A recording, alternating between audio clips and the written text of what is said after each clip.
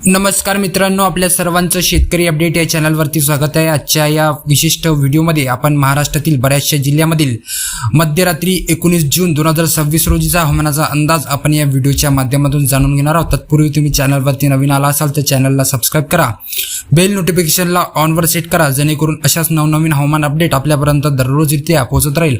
आता आपल्याला रडारवरती बघू शकत असाल की अरबी समुद्रामध्ये उसळलेल्या वादळी वाऱ्याचा जो परिणाम आहे मित्रांनो, तो पश्चिम किनारपट्टी, मराठवाडा आणि विदर्भाकडे आपल्याला मुसळधार स्वरूपाच्या पावसामध्ये आपल्याला होताना दिसून येत आहे। त्यामुळे आज मध्यरात्री आपल्याला मुसळधार स्वरूपाचा पावसाचा अंदाज आपल्याला बघायला मिळणार आहे। तर कोणती ती जिल्हे आहेत ते आपण व्हिडिओच्या माध्यमातून जाणून घेणार आहोत। व्हिडिओला कुठे स्किप करू नका। आता सर्वात आधी सुरुवात करूया मित्रांनो पश्चिम महाराष्ट्राच्या जिल्ह्याकडून। पश्चिम महाराष्ट्रामध्ये आपल्याला माहीतच आहे मुंबई उपनगर आहे, त्यानंतर वसई विरार, त्यानंतर बोईसर, नाशिक, अकोले, दापोली, रत्नागिरी, कंकावली, त्यानंतर सावंतवाडी या प्रदेशामध्ये आपल्याला मध्यम ते मुसळधार स्वरूपाचा पावसाचा अंदाज आपल्याला मध्यरात्री दरम्यान बघायला मिळणार आहे। त्यानंतर इकडं जो नाशिक लगतचा प्रदेश आहे मित्रांनो, नाशिक आहे, नंदुरबार आहे, त्यानंतर पुणे, दौंड, सातारा इथचा तुम्ही अंदाज लक्षात ठेवा मित्रांनो। या प्रदेशामध्ये आपल्याला तुरळक स्वरूपामध्ये पावसाचा अंदाज आहे। तसंच या जिल्ह्यामध्ये आपल्याला वादळी वाऱ्यासह विजांचा कडकडाट आपल्याला मध्यरात्री दरम्यान बघायला मिळणार आहे। त्यानंतर इकडे कोल्हापूर, सांगली, सातारा या प्रदेशामध्ये सुद्धा आपल्याला सारखीच परिस्थिती आपल्याला जाणवणार आहे। त्यानंतर इकडे आपण बघू शकत असाल पंढरपूर आहे, इंदापूर आहे, बारामती आहे, दौंड आहे, हा जो प्रदेश आहे मित्रांनो, हा संपूर्ण प्रदेश आपल्याला कोरडा असणार आहे। तत्पूर्वी या भागामध्ये आपल्याला ढगाळ वातावरण मध्यरात्री दरम्यान बघायला मिळणार आहे। त्यानंतर इकडे अहिल्यानगर आहे, श्रीरामपूर आहे, छत्रपती संभाजीनगर, पैठण या प्रदेशामध्ये सुद्धा तुरळक स्वरूपामध्ये आपल्याला काही ठिकाणी आपल्याला पाऊस पडताना दिसणार आहे मित्रांनो। त्यानंतर इकडं मालेगाव, मनमाड, चाळीसगाव, धुळे, शिरपूर, चोपडा, जळगाव, रावेर, मुक्ताईनगर हा जो प्रदेश आहे मित्रांनो, या प्रदेशामध्ये सुद्धा आपल्याला तुरळक स्वरूपामध्ये म्हणजेच किरकोळ स्वरूपामध्ये काही ठिकाणीच आपल्याला म्हणजे संपूर्ण हा जो बेल्ट आहे मित्रांनो, जो खानदेशचा आहे, त्यानंतर इकडे छत्रपती संभाजीनगर, श्रीरामपूर आहे, त्यानंतर इकडं अहिल्यानगर, या संपूर्ण जी मी नावे घेतलेली आहे या संपूर्ण प्रदेशामध्ये आपल्याला काही ठिकाणी आपल्याला पाऊस पडताना दिसणार आहे। पूर्णपणे या ठिकाणी आपल्याला पाऊस पडताना या भागामध्ये दिसणार नाही।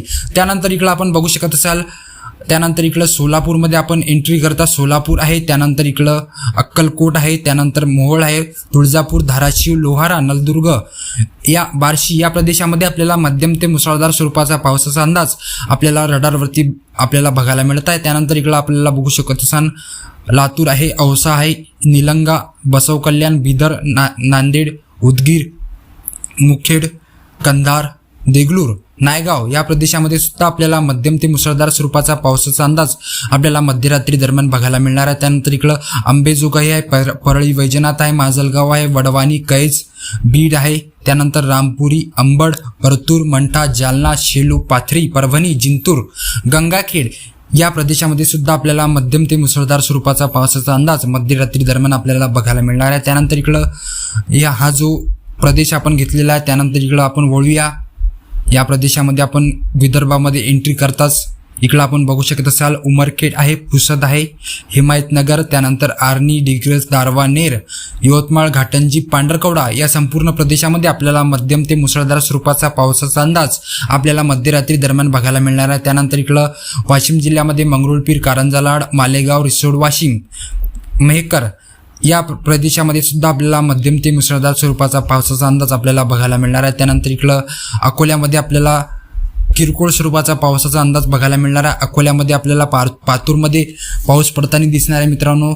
बाकीच्या ठिकाणी आपल्याला किरकोळ स्वरूपाचा पाऊस आपल्याला बघायला मिळणार आहे।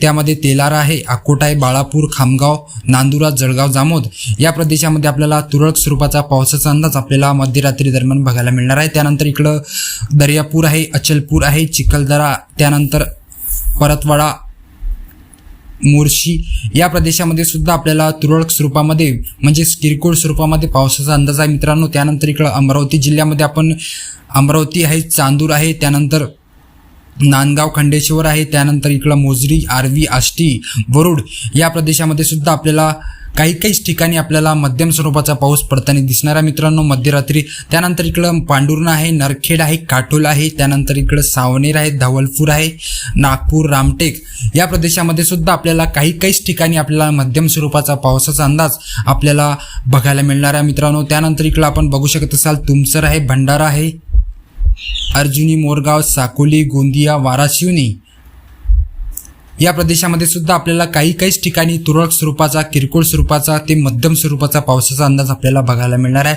त्यानंतर इकडं ब्रह्मपुरी आहे, चिमूर आहे, त्यानंतर इकडं वर्धा जिल्ह्यामध्ये आपण बघू शकत असाल हिंगणघाट आहे, वर्धा आहे, हिंगणघाट वर्ध्यामध्ये आपल्याला मध्यम स्वरूपाचा पावसाचा अंदाज आहे मित्रांनो. त्यानंतर इकडं उमरेड तर आपण बघितलेलं आहे. त्यानंतर इकडं चिमूर आहे, ब्रह्मपुरी, त्यानंतर गडचिरोली आहे, गोंडपिंपरी, चंद्रपूर, राजुरा या प्रदेशामध्ये सुद्धा आपल्याला मध्यम ते मुसळधार स्वरूपाचा पावसाचा अंदाज आपल्याला बघायला मिळणार आहे. तर ही होती मित्रांनो 19 जून 2026 रोजीचा मध्यरात्री दरम्यानचा हवामानाचा अंदाज.